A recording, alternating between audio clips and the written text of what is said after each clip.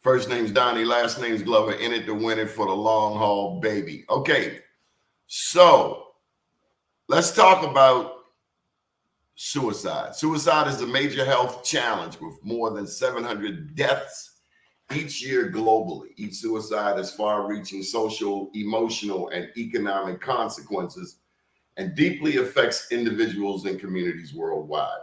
The triennial theme for the World Suicide Prevention Day for 24-26 is changing the narrative on suicide with the call to action, start the conversation. This theme aims to raise awareness about the importance of reducing stigma and encouraging open conversations to prevent suicides. Changing the narrative on suicide is about transforming how we perceive this complex issue and shifting from culture of silence and stigma to one of openness, understanding, and support. I'll say it again. Changing the narrative on suicide is about transforming how we perceive this complex issue and shifting from a culture of silence and stigma to one of openness, understanding, and support. The call to action encourages everyone to start the conversation on suicide and suicide prevention. Every conversation, no matter how small, contributes to a supportive and understanding society. By initiating these vital conversations, we can break down barriers, raise awareness, and create a better culture of support. This theme also emphasizes the need to prioritize suicide prevention and mental health in policymaking, calling for government action. Changing the narrative requires advocating for policies that prioritize mental health, increase access to health care, and provide support for those in need. Final paragraph. World Suicide Prevention Day was established in 2003, so that's 21 years ago, by the International Association for Suicide Prevention in conjunction with the World Health Organization. September 10, the 10th September each year, or the 10th of September each year, aims to focus on the issue, reducing stigmas, raising awareness among organizations and government and the public, giving a singular message that suicides are preventable. We're going to bring to the fore our resident expert, the one and only, all the way from Florida, Natasha Pierre. Hello, Queen. How are you? Honey, how are you? I'm blessed. I just love to see your smile. Your smile chases away the devil. I'll take that. I'll take that. It's good to be with you. How have you been? I've been great, actually. I've been really, really good. August and September have been phenomenal for me. And I'm looking forward to the next 3 months of this year and how wonderful that will be. Natasha, you and I have had many conversations about many things over the years. Mm-hmm. And one thing I've learned from you is that from time to time, our mental has to be checked. I mean, it probably should be checked.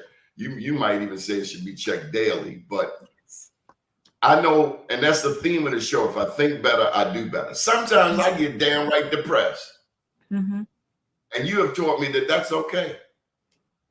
It is. It's life. It happens. And I encourage people to use and to value the full spectrum of human emotions. It is, I think, a bit ludicrous to think that we will be a human on this earth, on this planet, and only experience the happy, smiling, surprise, positive emotions. We're going to experience the moments when we're sad, frustrated, annoyed, disappointed, and that's okay too, because there's value in those moments as well.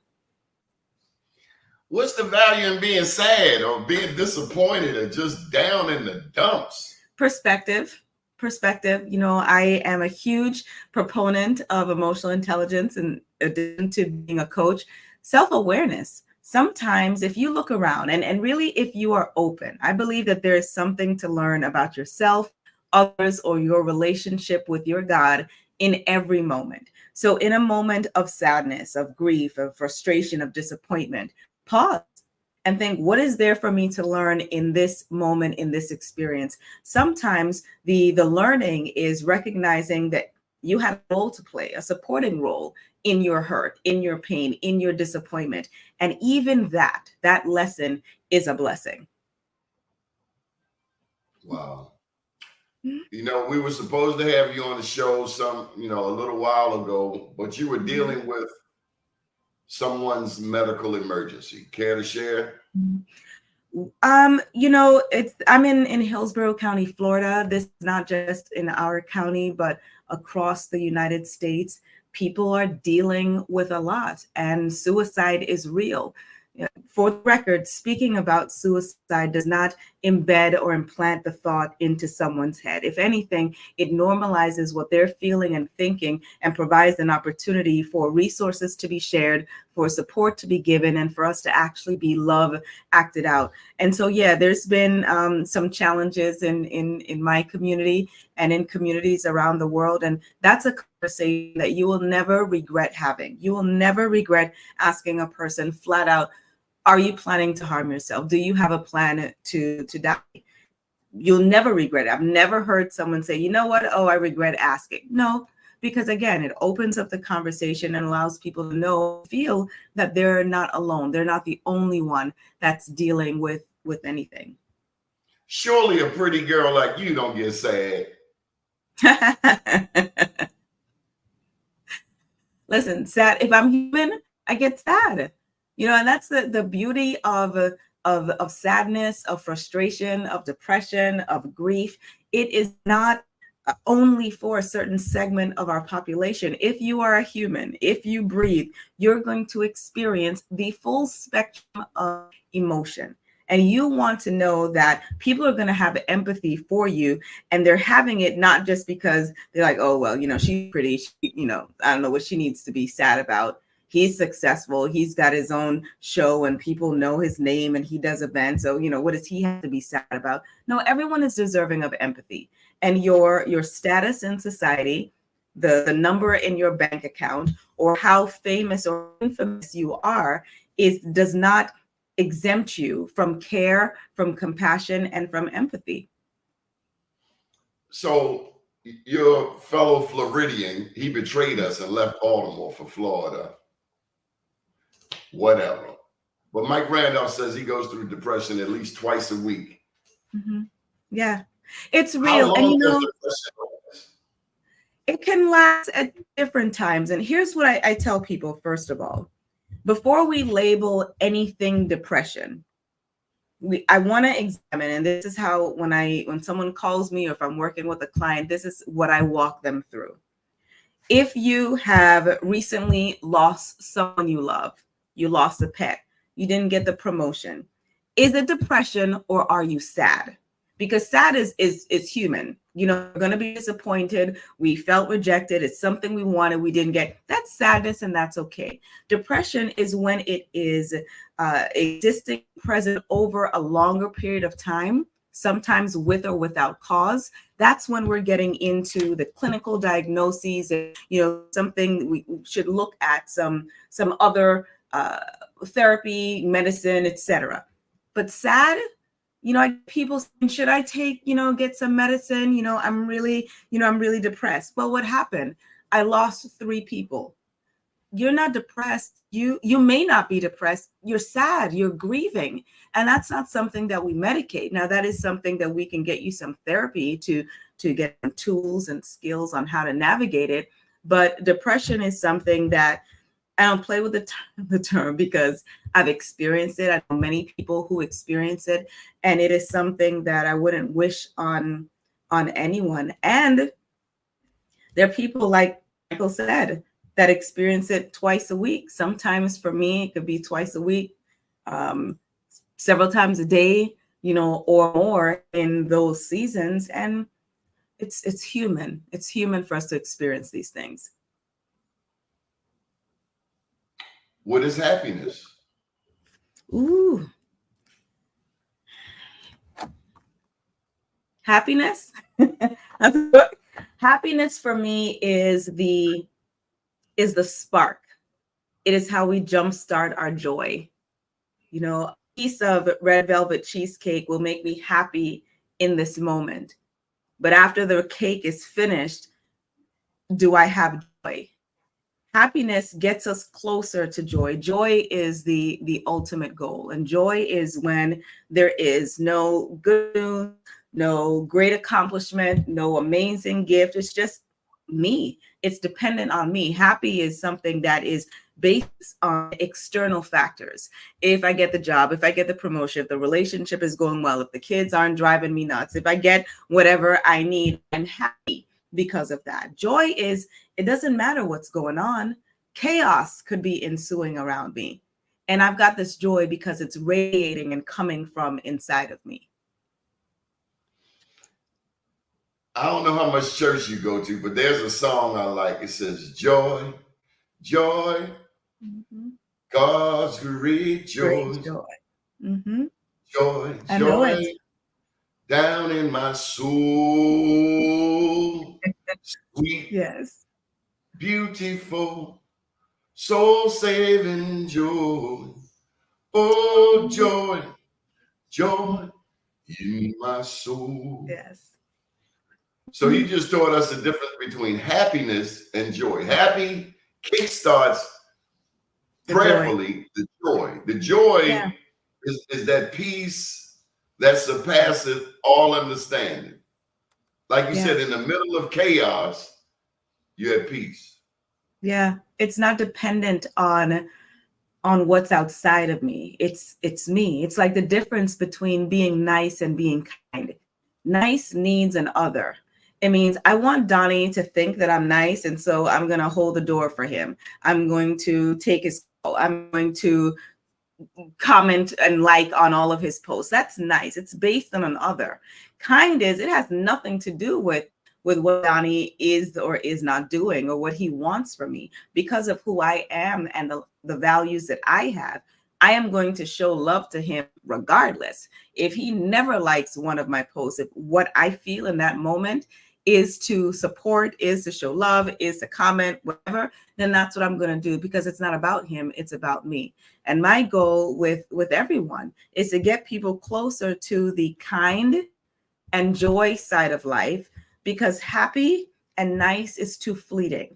What made you happy today may not make you happy tomorrow, may not be healthy for you tomorrow.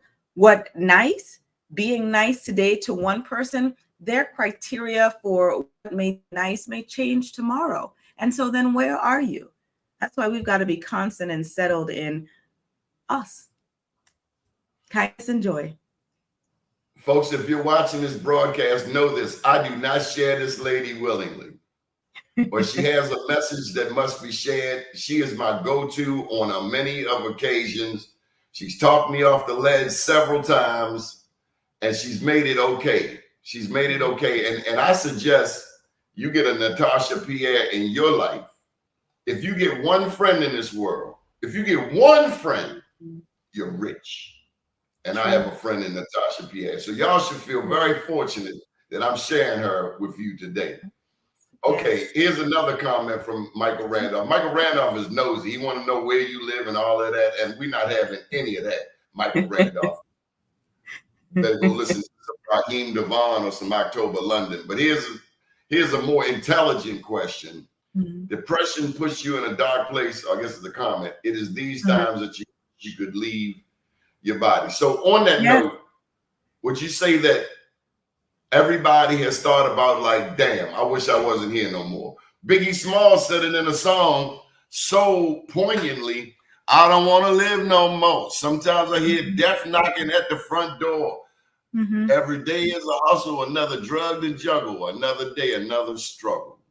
Yeah, I don't think everyone experiences it, but it is actually a more common thought than people realize. And if you have never ever been in a place where you were so low, where you were in so much emotional, mental, or physical pain that you didn't consider that, not being on this earth would be better than your present situation, then be grateful. Be grateful, be happy, keep living, because that's a real place. And there's no judgment there. There's no judgment with that thought. I tell people all the time that, when a person is thinking, about suicide, and having suicidal thoughts and being suicidal are two different things. You could think about it and be like, okay, yeah, let me try again, or let me reach out to someone, let me call. When you're suicidal, you have a plan. And that's why it's so important to ask people straight up, do they have a plan? If you've never been in that dark of a place where you wonder and consider, then consider yourself fortunate, and give empathy and compassion to those who have been there and who are there currently. So the United States of America, they sniff more cocaine here probably than anywhere in the world. China, 90% of the fentanyl comes from China. You can't watch a television show without somebody, and I like Navy, I like the show Navy SEALs. Yeah. These cats go to the bar every night. And I can only imagine somebody to go to the bar every night, throwing down shots of tequila, a six-pack. Well, that's an alcoholic, isn't it? What I'm getting to, I want you to talk about self-medication, because they soldiers, they dealing with war every day in near-death situations. But at the same time, if you're slamming that much alcohol, I don't care who you are, it's going to wear and tear on the body. Yeah. And look, let me get this one last point in. Having overcome heroin, crack, cocaine, I can tell you, alcohol worse than all of them combined, because it's legal, socially acceptable, readily available all but 4 hours of the day. The bar closed at 2, open at 6. And it will weigh out the organs of the body like nothing else. And it's legal. It's legal. It's we see, and many people point to positions and careers like pilots, doctors, the military. They shouldn't be drinking so much. But there are also attorneys that do this every day. We got people on Wall Street, bankers, financial reps, teachers that do it every day. And they do it. It's self-medicating, and it's socially acceptable. Just about every TV show we watch, every movie, there are events around drinking, socializing. You go shopping, would you like a glass of wine? You go get your nails done, would you like some champagne? To get my nails done? And then I go into the car? How does that even make sense? But we've normalized it so much in our society that it's sometimes challenging for people to recognize when they have an issue.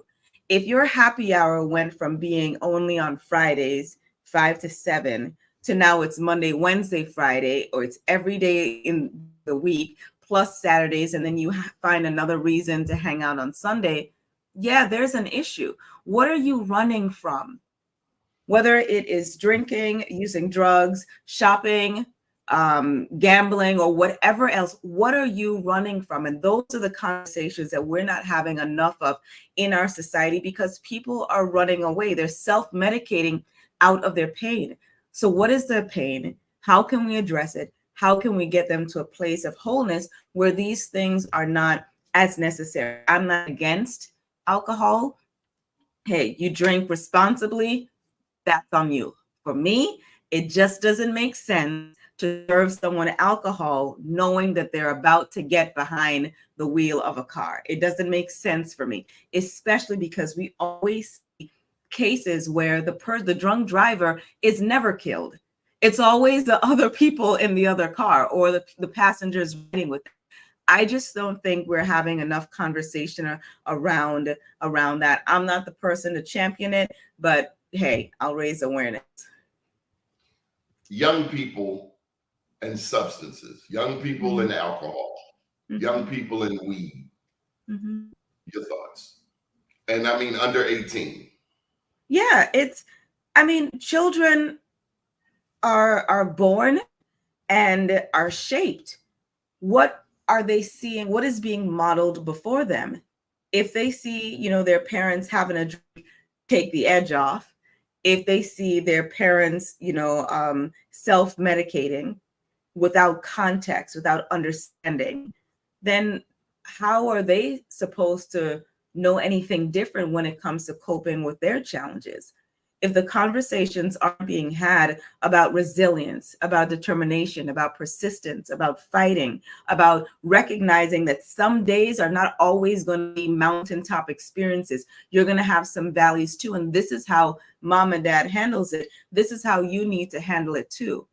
Then the only solution that they see is what they're told by their friends, what they see on social media, what they heard about in passing, and that's their go-to.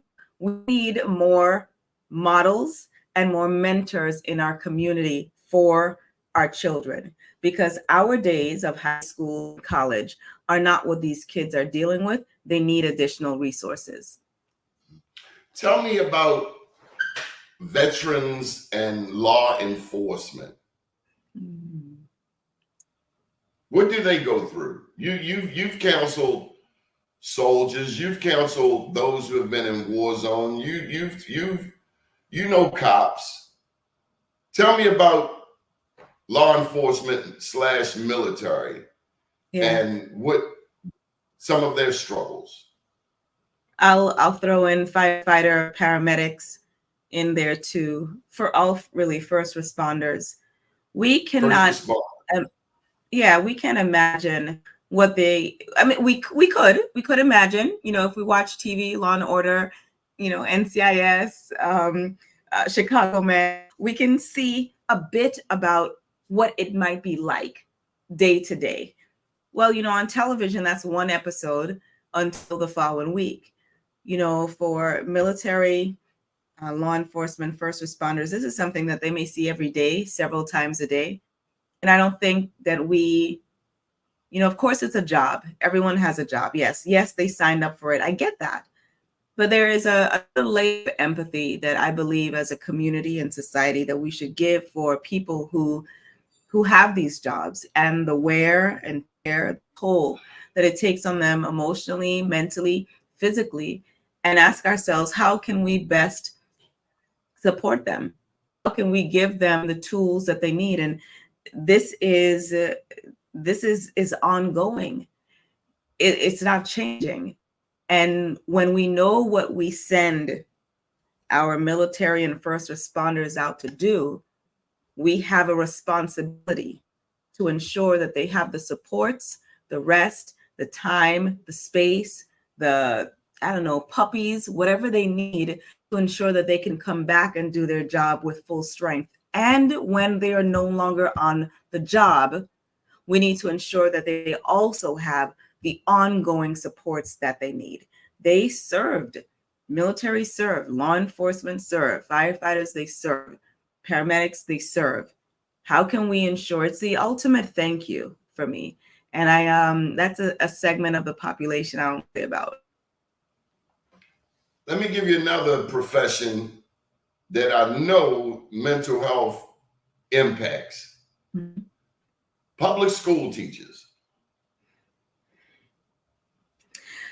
I'm going to say this again. I've said it several times over the last 12, 13 years, and I'm hoping that someone will hear me and do this. I believe that we need our public schools to be adopted by corporations. How like FedEx Field and TD Bank Stadium. I don't know, maybe we need a Bank of America high school, because I don't see why for the last several years we keep complaining about how schools are underfunded, how parents have to contribute, how teachers are buying materials out of their own pockets. But at the same time, we want our children to be competitive on par with children from other countries and nations. How long are we going to talk about this?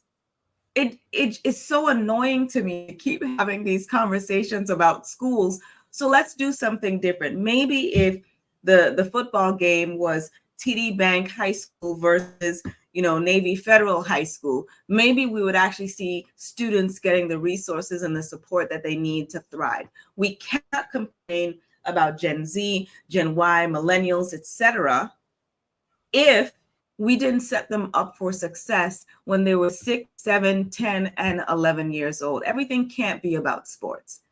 You know, we can't always have teachers being paid barely enough, needing to work a second job, and at the same time wanting them to cover math, science, English reading, social studies, throw in some financial literacy, throw in some mental health education, throw in some empathy, home economics.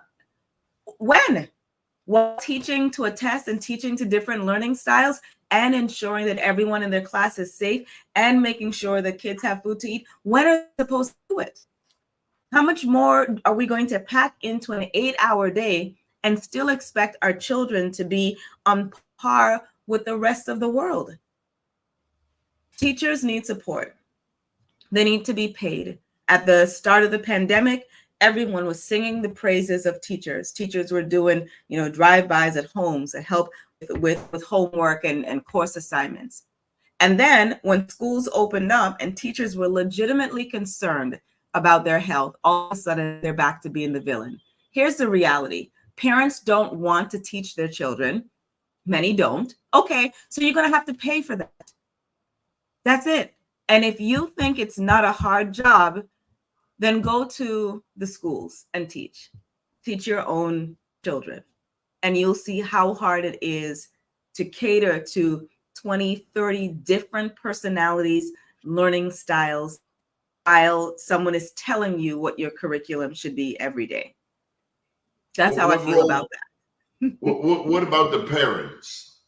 Not my Johnny, not my Jamal, not my Lisa. No, they would never do. Not my child. Yeah, your damn child. He was the ringleader. Yeah.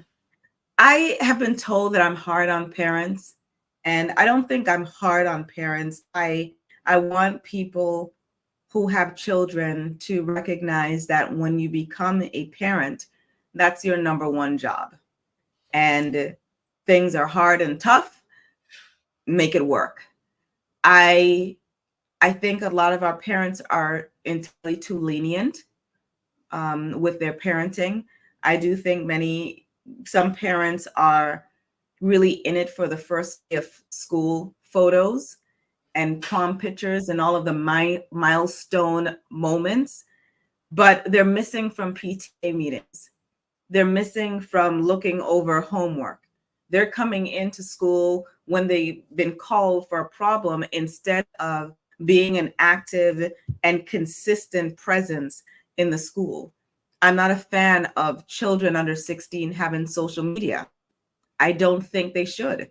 And if they do, it should be something that is monitored consistently by their parents. They should have limited time and access to it. Parents should have the passwords. And I know that because I see what children receive. I think that children should be limited with their devices. You do not need a television in your room. You do not need to have a cell phone or a tablet once you get home from school. Everyone you need to talk to is here. You strict. Am I? Am I, or am I cutting off the dangers and allowing children to be children? If I can see on my social media all of the things that bombard me, and I'm an adult, how much more so is it happening to impressionable children who have not yet formed their full identity, who have not decided, determined, settled on their foundational self-esteem? How much more important is it to protect them from all of the images and opinions and ads that are out there? I don't understand why that's even a question with parents. I'm not saying they shouldn't have a cell phone at school. I think every child should because we live in America. However, social media is optional. Using a cell phone when you're at home is optional. There's enough activities in the community to ensure that children can do anything else besides sit and just scroll for hours. I don't like video games either. So, Natasha, we're at the halfway point, and I just want you to know, I want to caution you. I'm about to turn the heat up. You know, I don't do ho-hum interviews. If this isn't the greatest interview ever, then I have failed. Yesterday's interview was the greatest interview, but today is a brand new day, and I'm competing with yesterday. That it has to be better. I have to do as my father instructed me. I have to ask the tough questions. Are you ready? Okay. I'm ready. I know you are. You're my soldier. You're a gladiator. You're a fighter. Yes. You mentioned America. I mentioned America. Mm-hmm. And this show is presented by New Life Recovery. They deal with substance abuse. They also deal with gambling addiction. They've been pushing gambling, sports betting, all of that stuff that came from our politicians who claim to love us. Anyway, there's another disease. There's the original sin of the United States of America. You have dealt with it. I've dealt with it. I won't say every Black person has dealt with it, but most of us have. Whether it's that car that comes up behind us, whoop, whoop, whoop, whoop.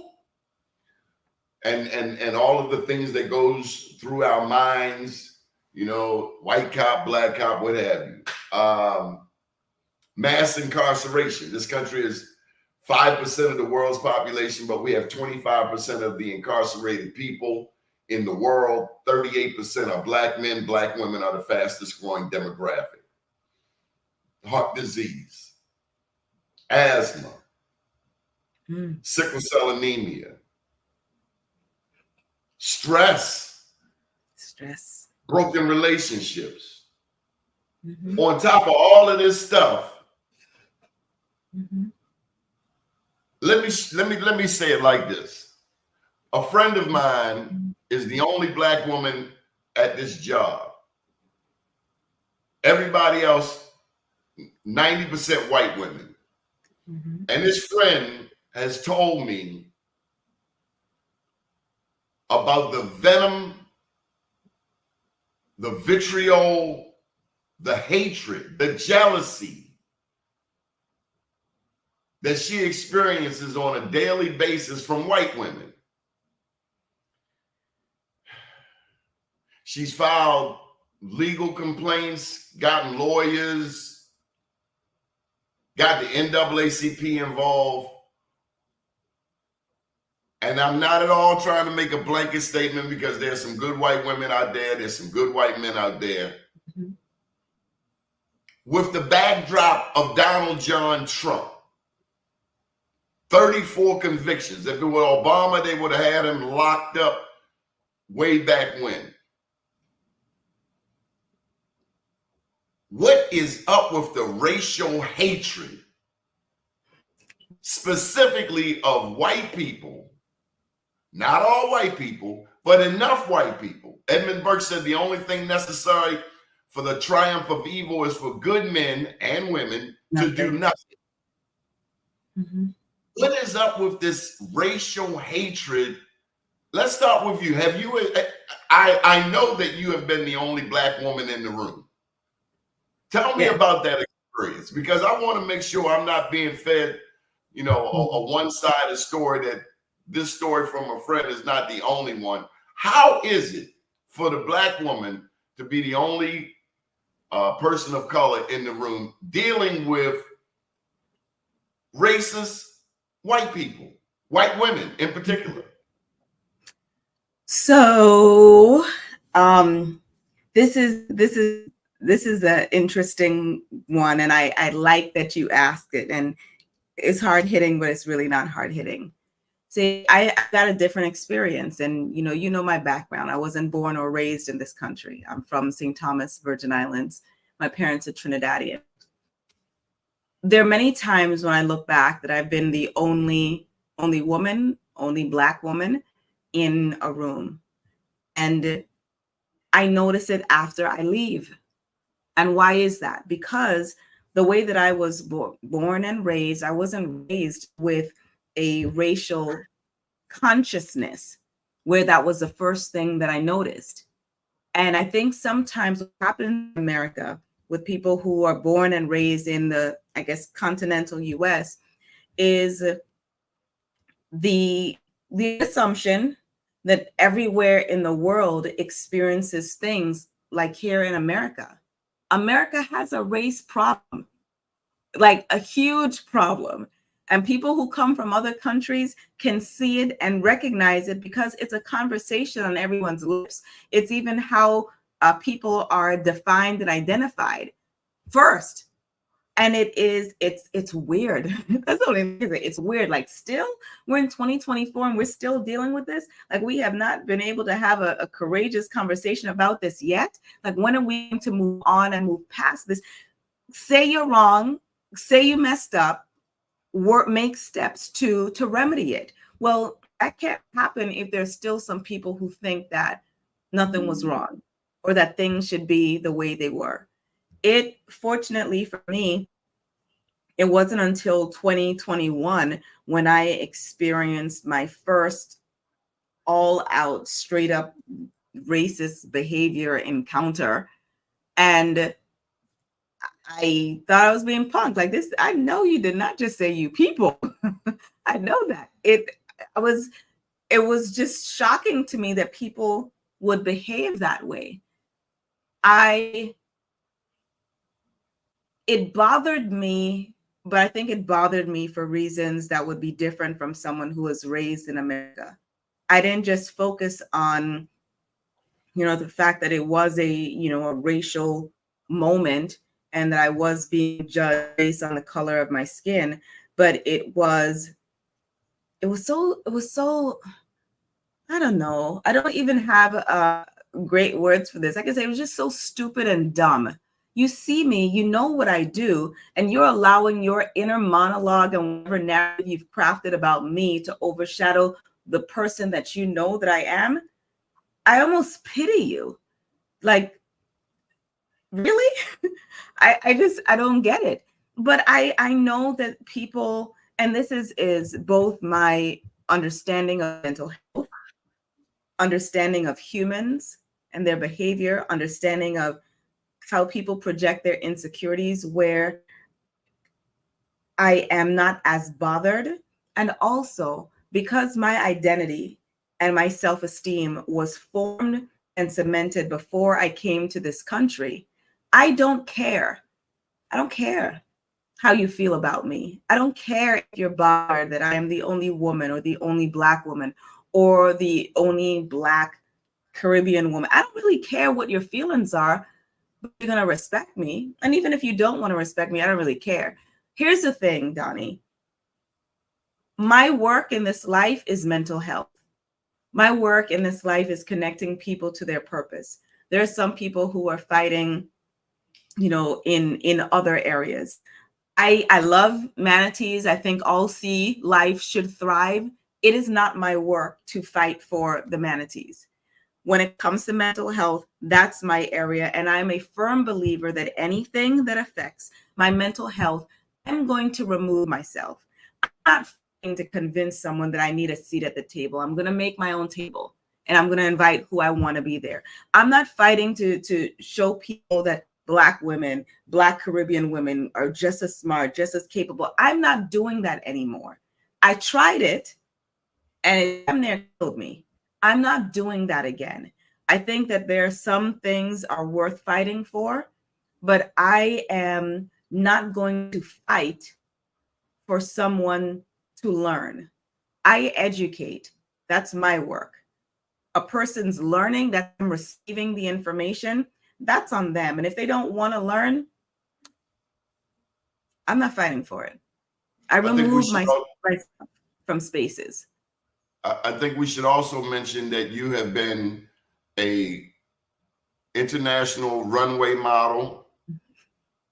Mm-hmm. You have done acting, and you are a regular on, currently Florida talk shows, but you're no stranger to television appearances, and you've taken those talents and skills and gifts, and you now do mental health because it became a purpose-driven mission for you. Mm-hmm. Did I say that correctly? You did. You did. And, I'm happy that you mentioned, work as a model and and actress, because women have a unique experience in terms of, from birth, we are, we're scrutinized. Our parents, the way that we look is scrutinized. We're almost sometimes pitted against each other. And then we go into the workplace and we have to compete with men. And so there's so many attacks in our self-esteem, almost from birth through our adulthood, that I understand sometimes why there are issues between women. I know and have been on the receiving end of a lot of the, oh, I don't know why she's here. She's probably just here because someone thought she was cute. I can feel that energy. And sometimes I want to work and try to remedy that opinion. And other times I don't. I don't care. If you think I'm here only because I'm pretty, just keep watching. You'll see how capable I am or not. But what I'm not going to do is waste any time trying to bring people onto my side when they really don't want to be. Women, and going back to children and social media, young girls are impressionable. And there's so much that we see on social media and television that can impact and derail healthy self-esteem. And we got to have blinders like a horse on our children so that they're seeing the things that can lay a foundation for them to be healthy, productive members of society, healthy, happy, joyful, kind members of our society, and not be shaped by what they're told they need to be in order to be beautiful or accepted. I want to thank you for answering these questions, but I ain't finished turning the heat up. It's okay.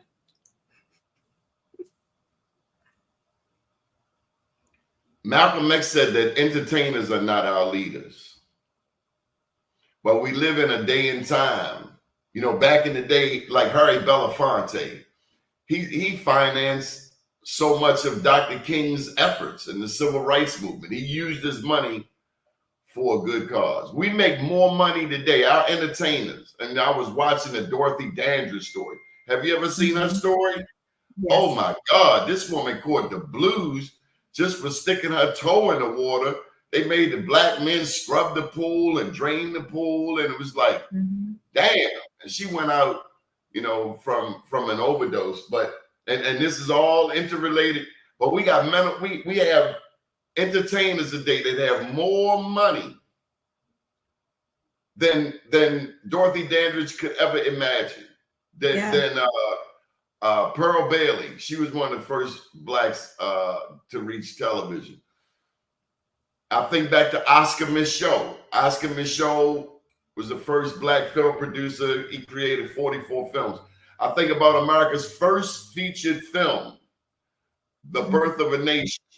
It should be called The Death of a Nation, but D.W. Griffith put this movie out there and they made us watch it in our first day of media arts class at Coppin State. Professor Nichols wanted us to see what we were up against. He wanted us to witness the stereotypes that were out there about our people, including men in dresses, including buffoonery, including wide eyes, big lips, including scared of ghosts, scared of our own shadow.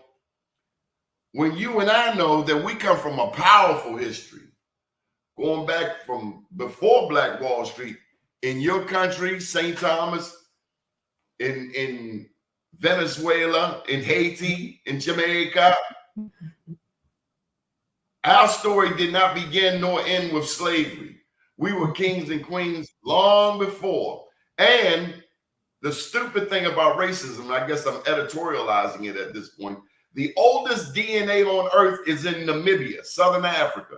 So I don't care who you are, white, whiter than white, Asian than Asian, Indian than Indian. The oldest DNA on earth comes from Africa. So we all African. We don't have any choice on how we're born. But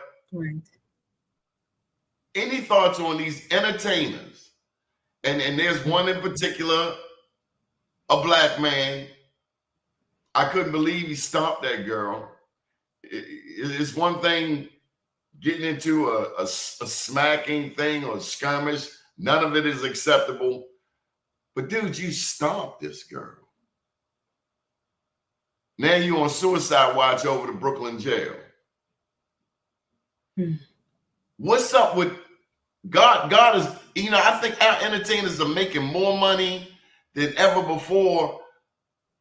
And then Janet Jackson get on TV and question Kamala's blackness, and D.L. Hughley say, how dare you question that when you breathing through a nose of a white woman? What the hell is wrong with us? We, at some point in time, we equated fame, influence, and money as being, we gave those people a platform that was undeserved. They are great at what they do. And whether that be sports, entertainment, music, they're great in that area. And that's not to say that they can't have an opinion. But when people are looking for the endorsement of a singer for a presidential candidate, it lets me know that as a society, we've gone off the rails. Why are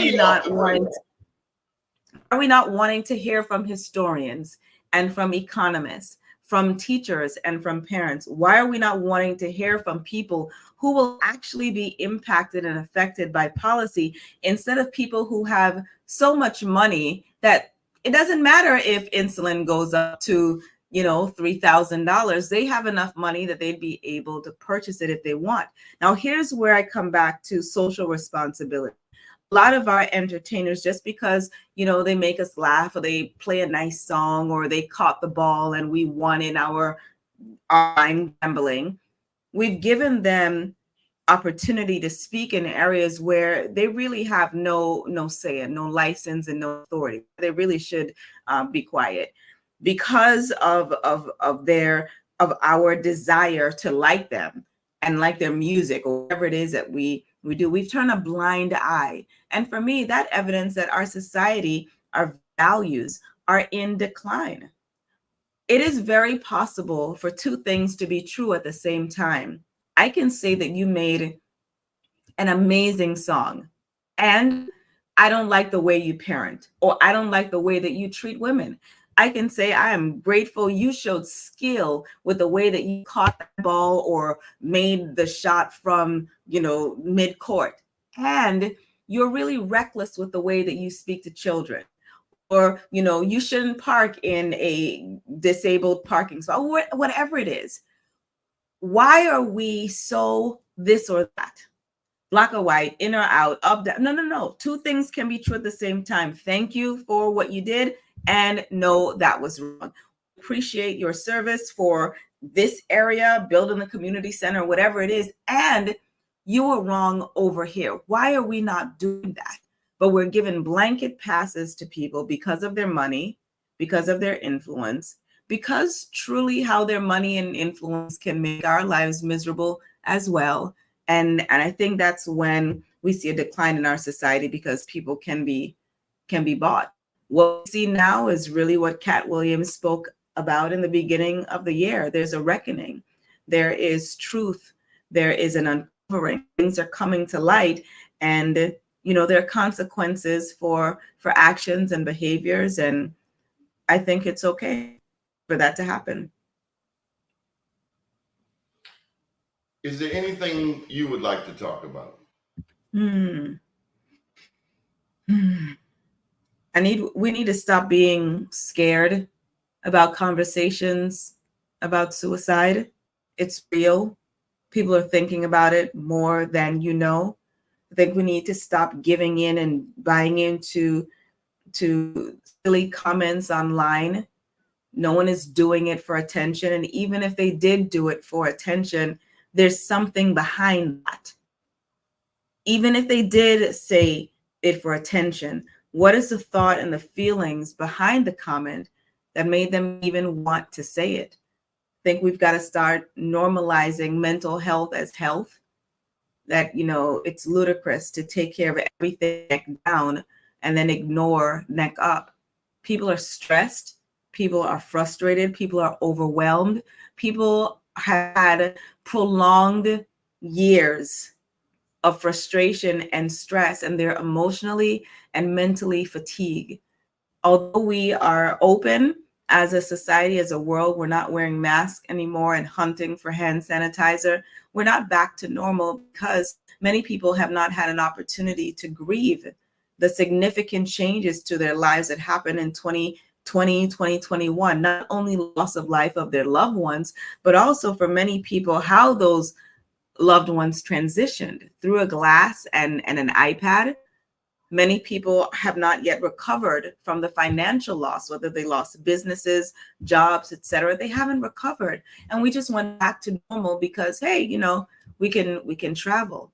I think we need more conversations about mental health, what's really happening, and the varied experiences. Just because you were strong and could drive after your car accident doesn't invalidate someone who's afraid to get behind the wheel. Just because you've had 6 children and you had great pregnancies and they weren't that bad and you had your epidural and it was wonderful, it doesn't invalidate the experience of the mom who is really dealing with postpartum depression. Just because you were able to drop your 50 and 30, however many pounds, and it was so easy for you, and now you are a lifestyle and health guru, it doesn't invalidate the experience of the person who's struggling to lose weight.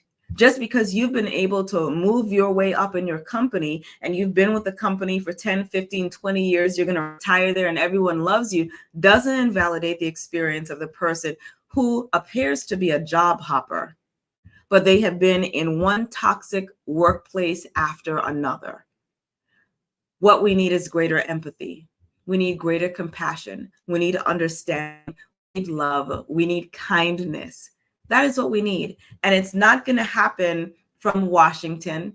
It's not going to happen from state capitals. It's going to happen in our local communities. It's going to happen between neighbors speaking to each other and actually giving them. It's waiting when someone says, "How are you?" And they say, "Fine." Okay, well, is it really fine? Or is there something behind that fine? To rebuild our communities into a place of care, it's going to take us slowing down a bit and actually caring. I was told that FINE, FINE, stands for effed up, insecure, neurotic, and emotional. That could be it too. How you doing? I'm fine. That means I'm effed up, insecure, neurotic, and emotional. Okay. What about the church? What about the church? Where the church at? Where the preachers at? I live in Sandtown, and we got preachers who do more clowning and stunting and writing grants than they do emulating Jesus the Christ. Or we got churches that used to be in the inner city, but now you got to catch transportation to the county, because the truth of the matter is, and Dr. Michael Zolikoff, MD, said it on this show, we don't like poor Black people. Now, I got to tell you this. In my neighborhood, I live in Zone 17 in Baltimore, Freddie Gray, Western District, Pennsylvania Avenue, Dope Triangle, all of that. We are inundated by a wave of poor white addicts. Unprecedented. Never happened before. Everywhere. Down the street, squatting, living in the alley, breaking into school. We don't like poor people. Black people. America has several challenges, and some days I want to say it's only a racial issue. I know that's a huge one, but I also know that it's a class issue. It's a class issue where we really don't like people who make us uncomfortable and who are inconvenient to deal with. And so that's all the people who are considered poor, underemployed, unemployed. We don't want them around us and in our community. So we're going to push them out so we can build areas and we can, keep them out of our areas. But we also have this same disdain. I wouldn't even say disdain. It's a hypocrisy That's what it is. We say that we're caring people, but do we care? We say that we're a loving, On pro-life, life Thanksgiving. first, but we On execute Thanksgiving. people. There's a lot. Go ahead. On Thanksgiving, we care about people. That's it. I mean, for those couple hours until we want to get that new television, we have to look at what we say we believe and what we actually believe, because what we actually believe should be evidence in our actions. Back to veterans. Thank you for your service. We love you. We support you. That's 4th of July, Memorial Day, and Veterans Day. What happens other days of the year? Why is my AAA and AARP discount better than a military discount? Do we really believe what we say? Just in the last week, I think there were 2 people executed in America, but I'm supposed Yes. to believe that we are a pro-life nation? How? Yes. How? I want us each to do our work in the area where we're supposed to do it. I got mental health.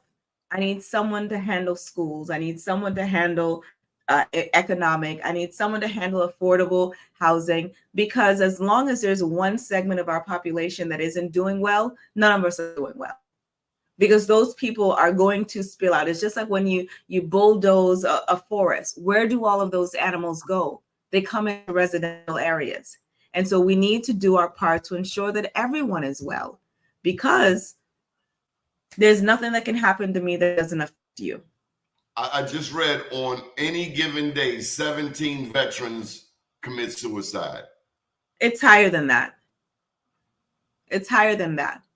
And I've long said that when it comes to statistics and suicide rates, you have to look at what is being placed on the death certificate.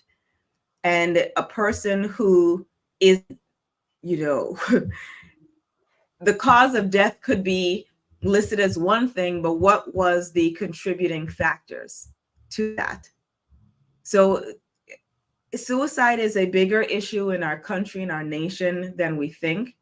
And we have a lot of public health crises that contribute to the overwhelm, the frustration, and the stress that are, in my opinion, short-circuiting people's thoughts to see this as their only viable option to end pain.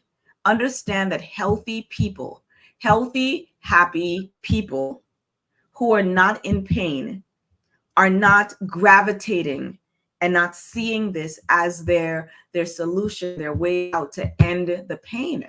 Why don't we care? Why are we not understanding that when you send your child to school after being a hellion at home and modeling that for your child, you send your child to school and they're a bully and they're terrorizing another child every single day? Why are you not seeing that's an issue? And we have parents with the, oh, not my child, not my child. I do not envy parents of school-age children right now. And it's not another thing for teachers and principals to deal with. We need parents to be parents. We need them to model behaviors that contribute to the good and the best in society. And we need to teach them about differences, and that just because someone is different from you doesn't mean that they are less than you. I'm tough on parents, but you had the child, so. Y'all see why she's one of my favorite people in the whole wide world. You better know your tribe, and you better get a Natasha, Pierre, in your tribe. How can people reach you, Natasha? I am on social media at Natasha Pierre Official everywhere. And my website is my name, natashapierre.com. DMs are always open for resources about mental health and support. But don't go at her with mental sideways, health. because she will show you a Jinsu blade so sharp, and you won't ever hear from her again. I'm quick with the block, but I'm grateful to you for this conversation and continuing to raise awareness, because it's not going away. This is a real issue. And whether it is from extreme grief, from a mental illness, a diagnosed mental illness, from bullying, from uh, being threatened, from feeling alone. People are dealing with this and are arriving at those suicidal thoughts from a myriad of avenues. And if we are good people, and if we are empathetic and caring and compassionate, then it is our job to ensure that not one more person has to die by suicide. This is going out, and maybe we can talk about this, another time. But I got invited to so many damn funerals through the pandemic. I don't ever want to go to another damn funeral. Don't die. That's all I'm telling you. I love you. I love you from the bottom of my heart. And if I don't see you, then I see you on the other side. Don't invite me to no damn funerals. And people got a way of putting this guilt trip on you. Oh, he loved you. She loved you. I found it is okay to say no. I won't be there. And I did it recently, and the person understood. Now, what I will do is I will do periodic checks on you after it, but don't invite me to no day, because I'm sick of funerals. Yeah, it is, again, this goes back to being a self-advocate and knowing what is best for your mental health. There are some people who opt to only go to the viewing, some who may go to the wake and not the entire service, because in America, services are designed to tug on your heartstrings to the point of it really being emotionally overwhelming. And sometimes you just don't have the bandwidth for that in your day or your week. I do not have 3 hours to cry and to bawl and to just feel all the feelings. I want to handle it on my own. And for me, there's nothing wrong with that. That's being a self-advocate and doing what is best for you. And I'm all for it. Now, I will tell you, if you do invite me and you have a repast and your collard greens suck and your macaroni and cheese and sweet potatoes and your roast beef and turkey not on point, we're going to have a problem. I'm going to say something to you. You can't mess up those macaroni and cheese and greens. If it's your first time, that's not the day for you. That's not the day for you. I'm going to tell you something else. I'm almost done. Mm-hmm. The Muslim funeral is 20 minutes. Yeah. 20 minutes. You just said it. The Christian funeral is 3 hours. I am of the opinion, and this is Natasha's opinion, that sometimes in American society, we engage in, what would I call it? Traditional grief porn. Ooh.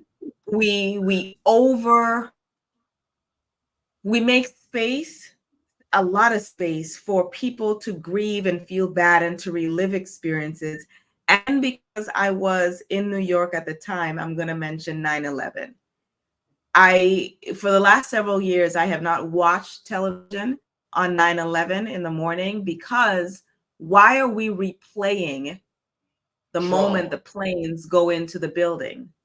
For me, it's akin, especially if you were in New York at that time, if you lost someone, if you were impacted any way by that day, why are we ripping off the Band-Aid on trauma? There's one thing to say that as a nation, we will remember the people whose lives were lost. It's another thing to replay the traumatic event over and over. How do we heal? How do we heal? If the goal for trauma recovery is for us to be able to move on and to heal, it is very possible for us to have a memory and hold space and thoughts for the day without re-traumatizing people who were there. And I'm not a fan of that. I'm not a fan of 3-hour funerals. I'm not even a fan of 3 and 4 hour church, but that's just me. As a mental health professional, if I'm not veteran back to a war zone to remember, if I'm not having a person go back to the place where they were victimized, if I'm not sending a mom back to the hospital where she had a traumatic, and rough pregnancy, why would I encourage someone to look at footage of 9/11 every single year? Why? I don't get it. But I think that's an American American thing or continental American thing. And there's money in services and griefs though. Natasha Pierre, I'm so proud of you. I thank God for you being my friend. You've always been 100 A1 from day one. Ain't nothing changed here. Soldiers for life. For life. For life. Get you a Donnie. While you're getting a Natasha, get you a Donnie. Have a beautiful afternoon, my friend. Thank you. If I think You better, have a good one, okay? Yes. Special thank you to Vin McCormick for making this show happen. We'll be back Friday at 12 noon. Good afternoon, world.